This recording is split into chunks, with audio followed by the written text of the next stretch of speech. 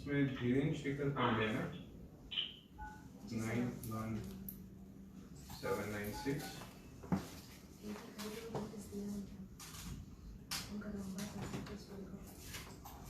उनको नोटिस नहीं दिया था। आपके क्षेत्र में भी नई साइट लगाकर नेटवर्क अपग्रेड किया है। अब आप अपने क्षेत्र में हाई क्वालिटी डेटा स्पीड और बेहतरीन कॉल क्वालिटी का अनुभव बिना किसी बाधा के स्थिर कवरेज के साथ पाएंगे।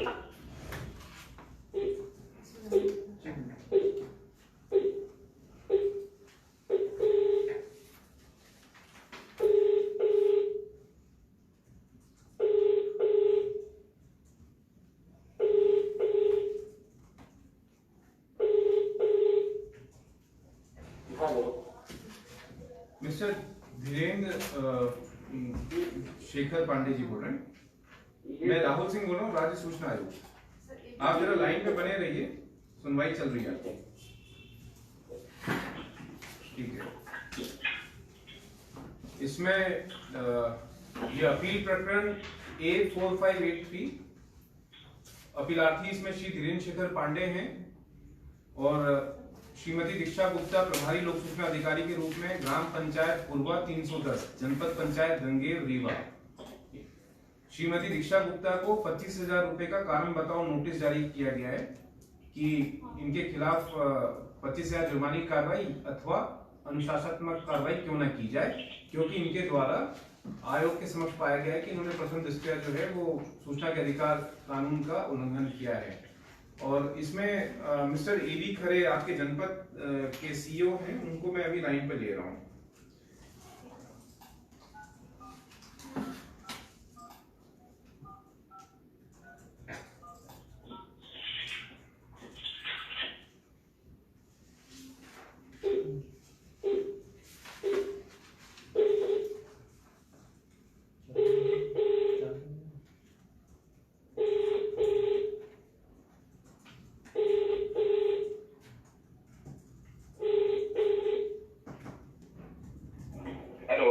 मिस्टर एबी खरे, मैं राहुल सिंह बोल रहा हूँ, राज्य सूचना आयोग।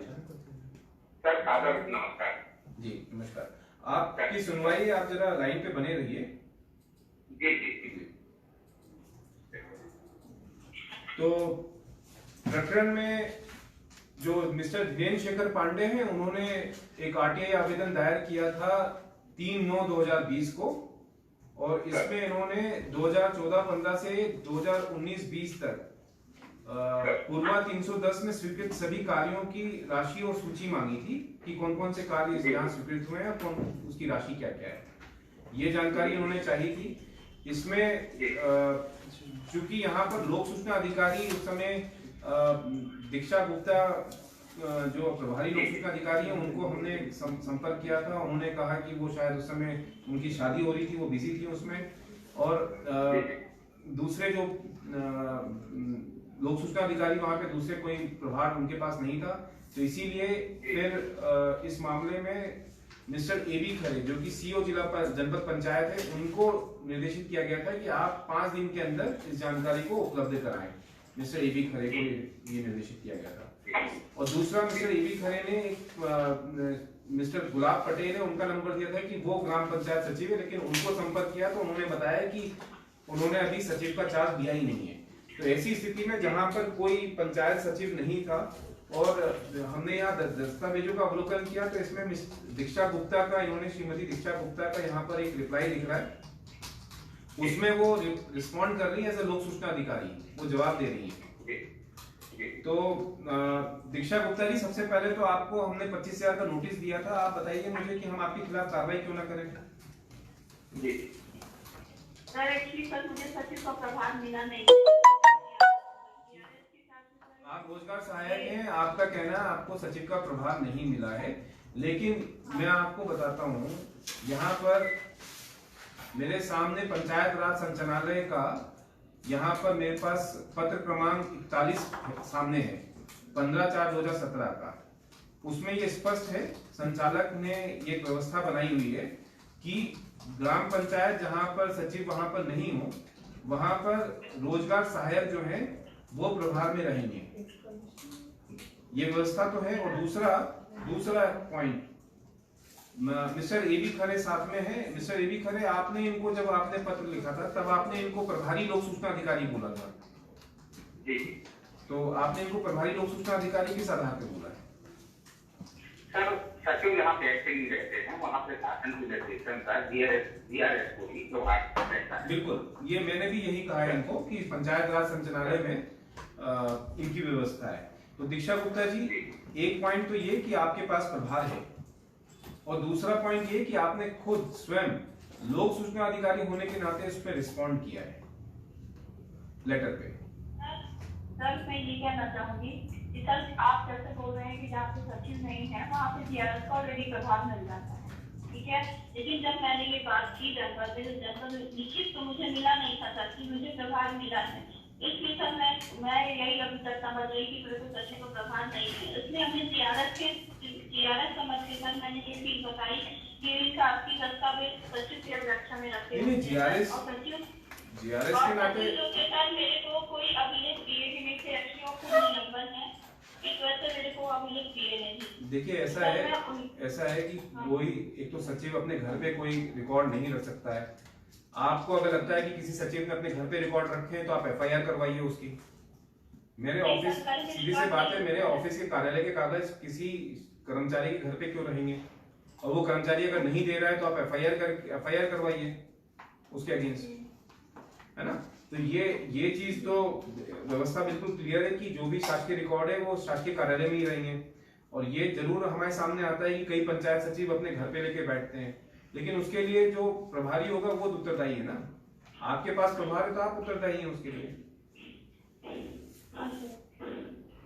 और आप दूसरा ये कि आपका ये कहना, ये तर्क स्वीकार करने योग्य नहीं है कि आपको कहीं से प्रभार का पत्र जारी होगा, क्योंकि पंचायत राज संचालय में, और जैसा मिस्टर ए बी खरे जो CEO है जनपद पंचायत आपके समक्ष आपको बताया है कि ये एक व्यवस्था चली आ रही है। 2017 का भी मैंने आपको बताया है, संचालय का पत्र क्रमांक 41, उसमें साफ लिखा हुआ है कि पंचायत अभी तक मेरे को यही जानकारी थी कि रिकॉर्ड की नकल उपलब्ध कराने का अधिदेश सक्षम अधिकारी को होता है, सक्षम अधिकारी सचिव होते हैं।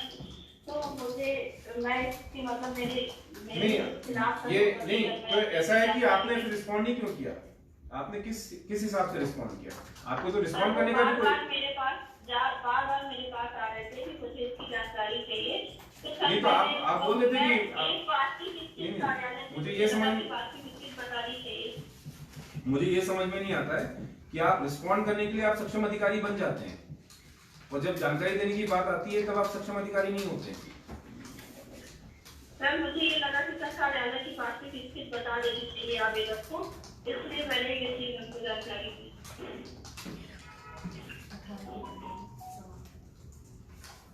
ये कोई स्वीकार करने योग्य तथ्य नहीं है जो आप बता रहे हैं। आपके पास एज ए रोजगार सहायक, आपके पास ये एटलीस्ट आपके पास अगर इंफॉर्मेशन अवेलेबल नहीं है तो आपको जनपद में लिखना चाहिए था। आपको मालूम है ना कि ये रिकॉर्ड तो जनपद में ASTS से लेकर के हर चीज वहां पे जाती है आपकी। तो फिर आपने जनपद कार्यालय को क्यों नहीं लिखा? इस वजह से सर मैं आपको अपने प्रभार की जानकारी नहीं होने से उसके लिए राज्य सूचना आयोग उत्तरदायी नहीं है ना, या ये जो एप्लीकेंट है इसमें धीरेन्द्र शेखर पांडे, ये उसके लिए जवाबदेह नहीं है ना। और इसमें मिस्टर ए बी खरे, मैं आपसे पूछना चाहूंगा कि इसमें 5 दिन के अंदर आपको जानकारी उपलब्ध कराने के आदेश दिए गए थे। मिस्टर धीरेन्द्र शेखर पांडे, क्या आपको कोई जानकारी मिली? अभी तक कोई जानकारी नहीं दी गई है। बताइए मिस्टर ए बी खरे, ये है साथ में नहीं है? खरे साहब लगता है लाइन से डिस्कनेक्ट हो गए, रुकिए जरा देखते हैं।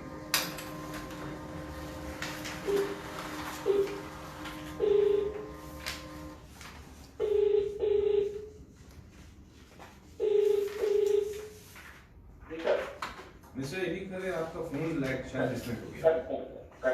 ठीक है मिस्टर ए बी खरे, मैंने यहाँ अभी अपीलकर्ता से पूछा है धीरेन्द्र शेखर पांडे, उन्होंने कहा कि उनको कोई जानकारी नहीं मिली। आपको मैंने 5 दिन के अंदर जानकारी उपलब्ध कराने के निर्देश दिए थे। अब बताइए। सर मैंने तमाम पत्राचार करके संबंधित जो जितने भी लोग थे, राजकुमार से लेके नहीं, राजकुमार से क्या, एक मिनट, ये आप ऐसा है, ये पुराने लोगों से हमें क्या मतलब है? जो सर, कभी इनका कहना था कि 4 दिन में इनको मिला है, तो मैंने ये भी प्रयास किया कि वास्तव में इनको मिला है कि नहीं मिला है। तो जांच कर इन्हीं लोगों के पास था, किनके पास? कभी भी कार्यालय के बाहर नहीं जाता है सरकार। नहीं और इनका कहना ये था कि मैं प्रभावी नहीं की, इसलिए मैंने नहीं किया। नहीं ऐसा आपके सामने मैं मिस्टर एबी खरे, मैंने आपको बोला था कि इंफॉर्मेशन आप दिलाइए। जनपद पंचायत में है आप, ये इंफॉर्मेशन जो है, उन्होंने इंफॉर्मेशन क्या मांगी थी? उन्होंने इंफॉर्मेशन ये मांगी थी कि वहां पर जो 14-15 की जानकारी जो है, वहां पर 2014-15 से 2019-20 तक ग्राम पंचायत पूर्वा में 310 में स्वीकृत सभी कार्यों की राशि और सूची, ये राशि और सूची की जानकारी तो आपके जनपद कार्यालय में भी रहेगी, क्योंकि आप ही उसमें एडमिनिस्ट्रेटिव सेक्शन आप ही देते हो, टेक्निकल सेक्शन भी आप देते हैं। कि नस्ती सर, ये नहीं कर सकता सर, जितनी भी नस्तियां रहती हैं, मेजरमेंट बुक सहित और तमाम स्वीकृति की कार्रवाई वाली, आजकल पूरा का पूरा सिस्टम सर ग्राम पंचायत में रहता है। आपके पास पोर्टल में उपलब्ध कराने के लिए ग्राम पंचायत में जो भी विकास कार्य होते हैं, राशि आपके माध्यम से जाती है और आपके माध्यम से ही वापस उसका रिकॉर्ड जाता है कि ये राशि यहाँ खर्च की गई है, ये सब हुआ है। बीच में आप रहते हैं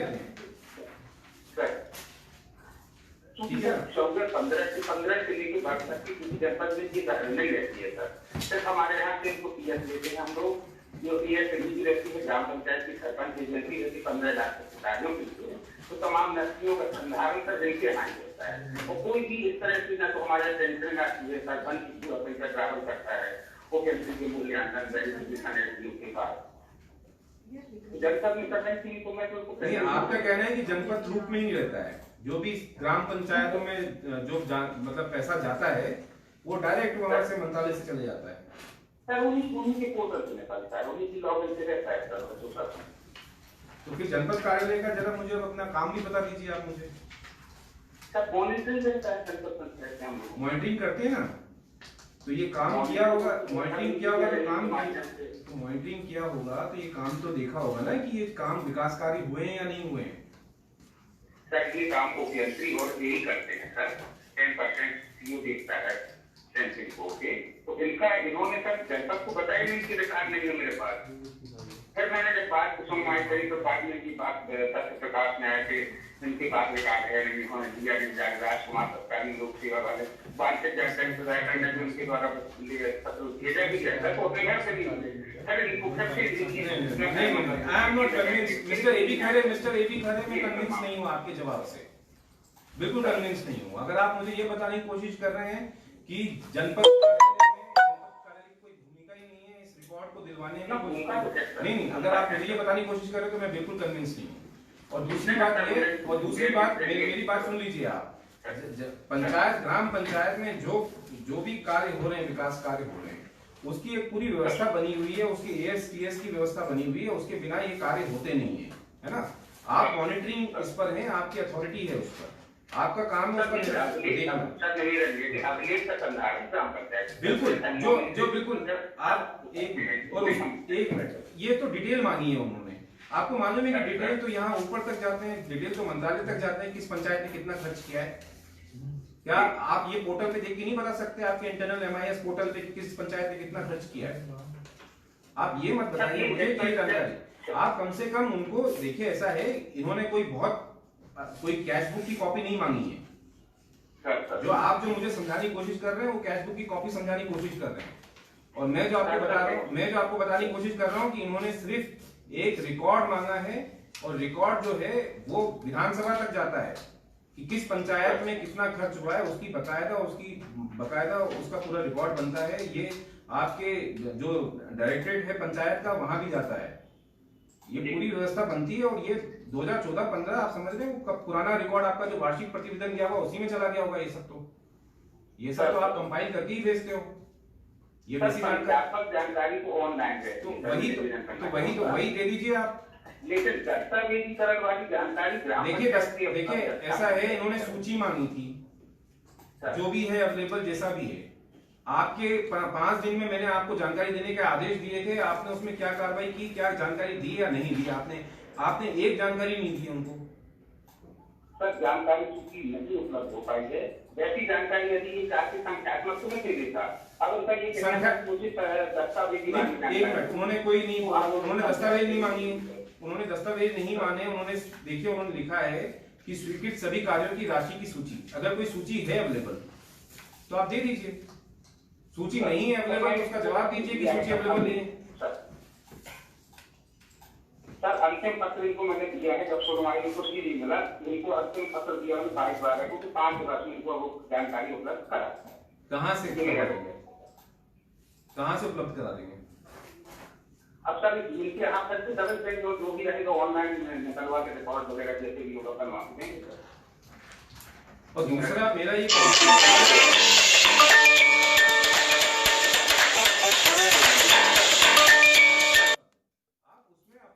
अधिकारी को थोड़ा सा ट्रेन करिए, जो भी, या आप लोग खुद उसमें देखिए, उसको जो जानकारी ऑनलाइन है उसको दोबारा देने की जरूरत क्यों पड़ रही है? सीधे लिख करके दीजिए उसमें कि ये जानकारी उपलब्ध है ऑनलाइन ये अवलोकन कर सकते हैं, और खत्म करिए उस प्रकरण को।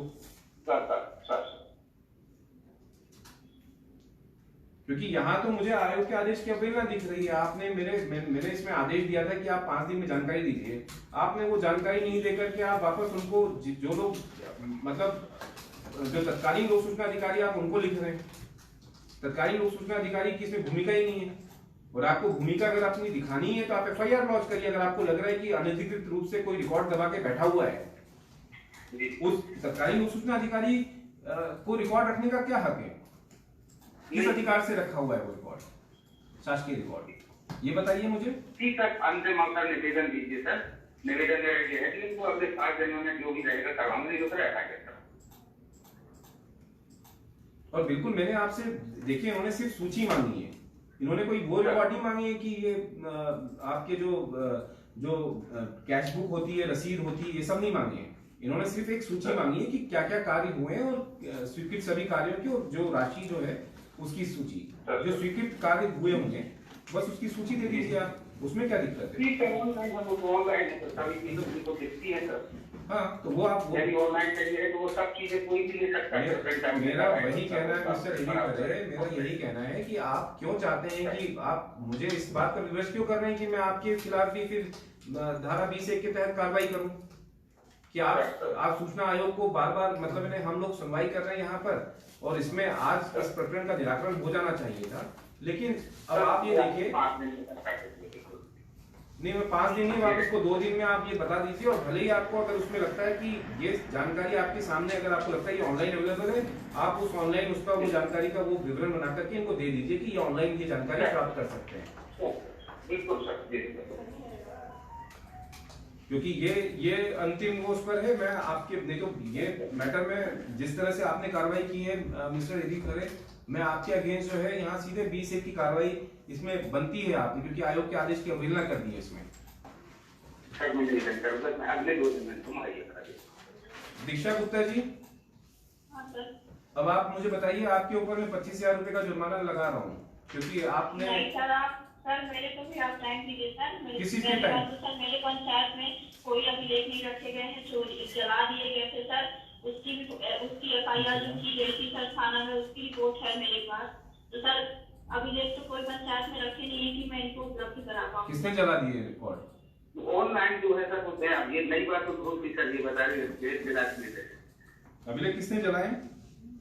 सर ये किसी दूसरे के थ्रू जलाए गए सर। सरपंच ने, मतलब सरपंच शिकायत किए थे, वहाँ पे आवेदन दिए थे थाना में, पुलिस थाना में, उसकी प्रति मैं उपलब्ध करा सकती हूँ।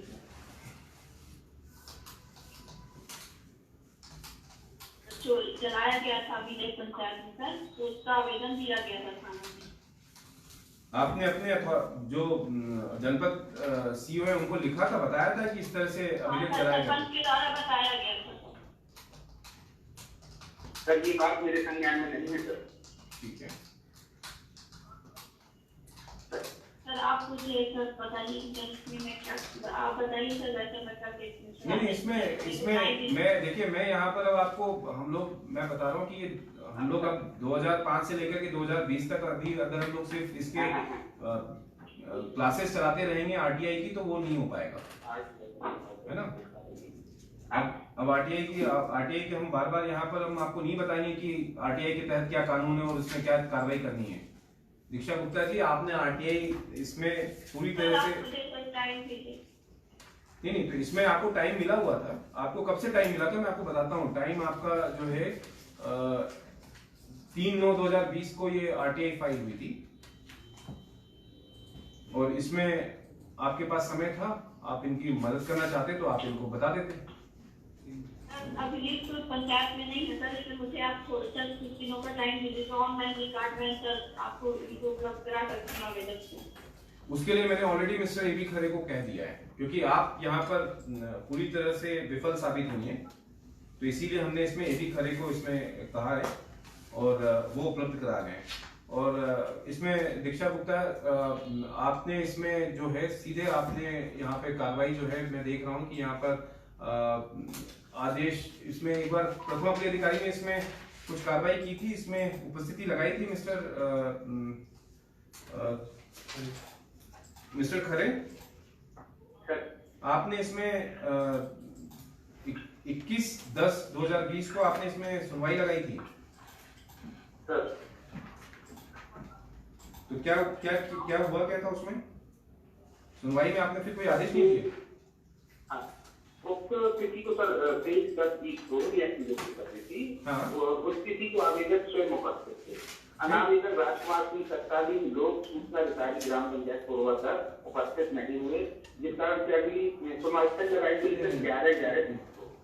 11/11/20 को हमारे 52 सहायक ग्रेड 3 की तिवारी, उसकी तबीयत बहुत ज्यादा खराब हो जाने के कारण वो पास था। ठीक है, तो मतलब सुनवाई नहीं हो पाई। ओके, अगली सुनवाई 18/11 को नियत की, बार सुनवाई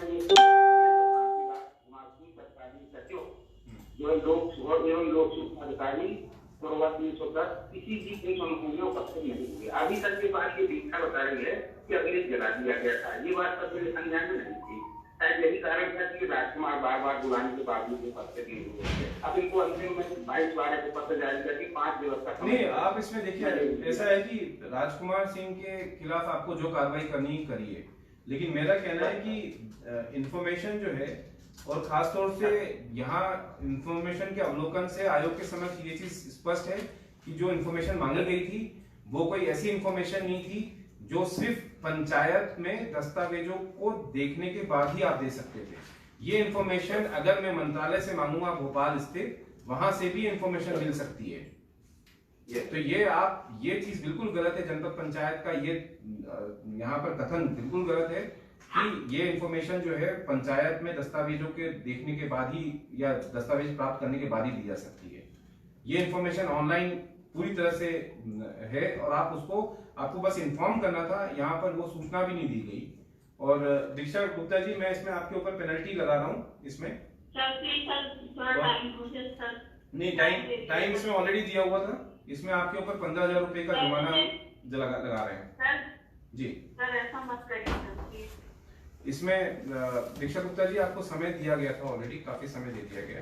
सर मुझे सर के द्वारा भी नहीं बताया गया सर, वहाँ जनपद वालों भी नहीं बताया गया सर कि अगर सचिव नहीं रहते हैं तो DRS को प्रभार मिल जाता है सचिव पर। ऐसा सर मुझे नियम के बारे में जानकारी नहीं थी सर। अब ऐसा है कि अगर आपको अपने सर्विस रूल्स के बारे में नहीं मालूम है, तो मुझे तो ये जानकर आश्चर्य हो रहा है कि वहां पर काम कैसे चल रहा होगा, और ऐसे लोग काम कैसे कर रहे हैं, और ऐसे लोगों को काम करने क्यों देना चाहिए। अगर आपको यही नहीं मालूम है कि आपकी भूमिका क्या है दीक्षा गुप्ता जी, रोजगार सहायक होने के नाते, अगर आप मेरी बात सुनिए सर, प्रशासकीय कार्य बंद है, इसके लिए सर लोग खुद बोलते हैं सचिव आ जाते हैं, सरपंच सचिव आ जाते हैं। कोई प्रशासनिक कार्य, आपको वित्तीय व्यवहार के लिए अधिकृत किया गया है रोजगार सहायक। मिस्टर एबी खरे, इनको ये इंप्रेशन क्यों दिया जा रहा है कि पंचायत में सारे काम बंद है और पंचायत सचिव नहीं है? तो क्योंकि ग्राम पंचायत, इसमें पंचायत राज संचालनालय का बिल्कुल स्पष्ट इसमें रूल है। सर जो खाते खुलते हैं सर, वो सरपंच सचिव के साथ में खुलते हैं, तो सर जो भी पैसे की राशि का आवंटन होता है सब सरपंच सचिव करते हैं, इसलिए सर सारे प्रशासकीय कार्य बंद करा दिए जाते हैं। नगर सिंह जैसा ये कह रही है, इसकी व्यवहार अलग है, बट चालू कार्य के लिए लोग पंचायत राज संचालनालय से बाइट ऑर्डर स्टूडेंट्स होते, और ये चालू काम में आता है इन्फॉर्मेशन मुहैया कराना। देखिए, इसमें ऐसा है, ये मैं बता रहा हूँ 23 2.3 नंबर का है, इसमें पत्र क्रमांक 41 में प्रत्येक ग्राम पंचायत के लिए पूर्णकालिक ग्राम पंचायत सचिव या पूर्णकालिक सहायक सचिव ग्राम रोजगार सहायक हो। ये ग्राम रोजगार सहायक ही है ना। ये सर। किसी भी ग्राम पंचायत में वित्तीय संव्यवहार के लिए अधिकृत सचिव व्यवस्था के अभाव में ग्राम पंचायत के कार्य बाधित ना हो।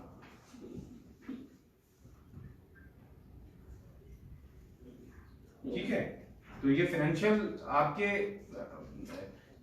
जो आपका जो है वो ट्रांजेक्शन होगा वो भी बाधित नहीं हो सकता है। एक बार सर मुझे समझ ले जाता हूँ।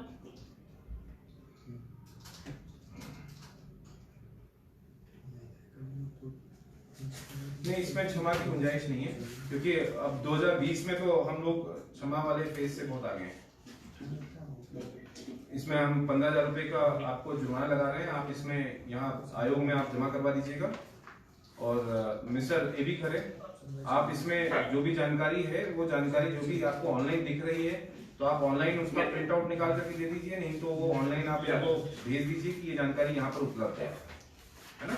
लेकिन आप जरा अपने जितने ये पंचायत सचिव है इनको जरा सचेत करिए कि जो भी जानकारी मांगी जाती है, मेरा ये मानना है कि देखिए धारा 4 के तहत सब सारी जानकारी, अधिकांश जानकारी पोर्टल पर है, पोर्टल पर उपलब्ध है। तो बस आपको पोर्टल की जानकारी देनी कि इस पोर्टल पर उपलब्ध है,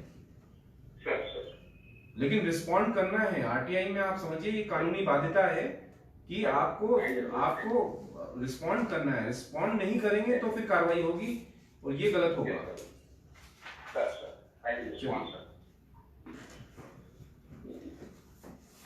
अब दूसरी सुनवाई करते हैं। धन्यवाद।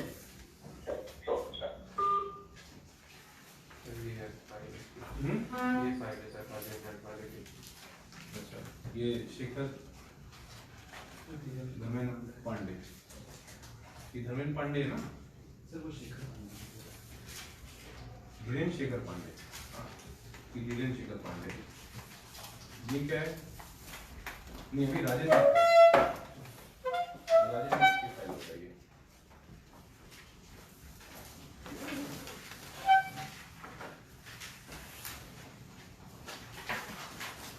राजेंद्र नट जो है उन्होंने क्या जानकारी क्या मांगी थी? आय व्यय का ब्यौरा और फिर कैश बुक की प्रमाणित कॉपी और कहाँ से कितने पैसे आए, कितने गए, कितने बचे हुए। इसमें पीआईओ ने कोई इनको जवाब दिया है? नहीं सर, पीआईओ ने इनको कोई जवाब नहीं दिया,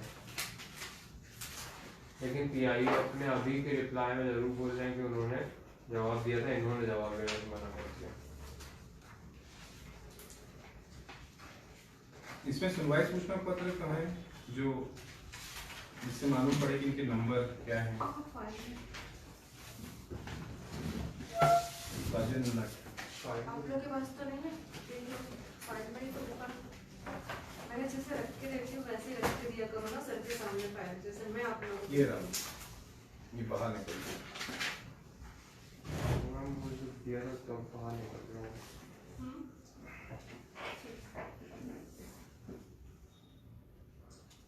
वो नंबर लिख देना उसको दूसरा 73546।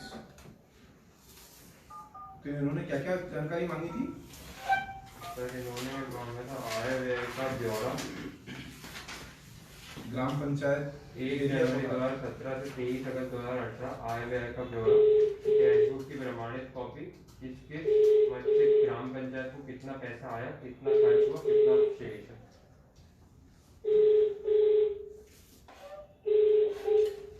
हेलो, हाँ सर, श्रीमान जी प्रणाम। जी मिस्टर राजेंद्र नट, आप जरा लाइन पे बने रहिए। मैं यहाँ लोक सूचना अधिकारी श्रीमती आरती पांडे को ले रहा हूँ, पीआईओ सचिव ग्राम पंचायत खेलिया कोठार, उनको ले रहे हैं लाइन पर। आरती पांडे, ओके।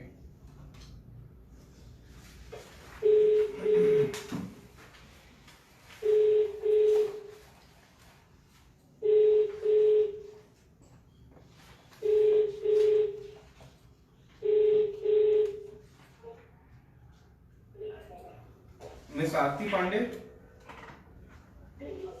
हाँ आरती पांडे जी बोल रहे हैं? हेलो,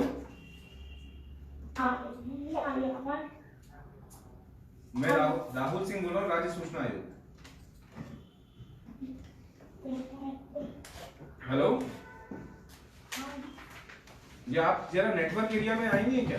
ये आपका कोई दूसरा नंबर है?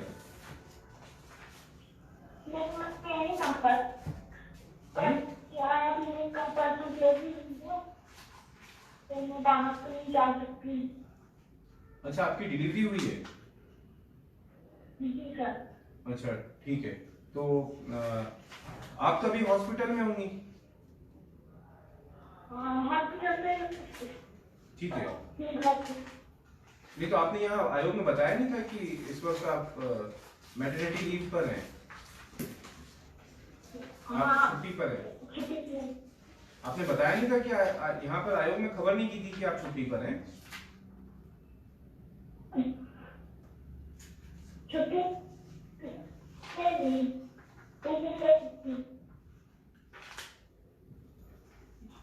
ठीक है, इसमें फिर क्योंकि आप अभी इस वक्त जहां तक हम समझ पा रहे हैं आप मैटरनिटी लीव पर हैं, अभी आपकी 2 दिन पहले डिलीवरी हुई है, तो इसमें अगली तारीख नियत करेंगे। अभी आप इसमें सुनवाई जो है स्थगित की जाती है। आप ऐसा करिए, श्रीमती आरती पांडे, आप फोन काट दीजिए, आप लाइन डिस्कनेक्ट कर सकते हैं। राजेंद्र जी।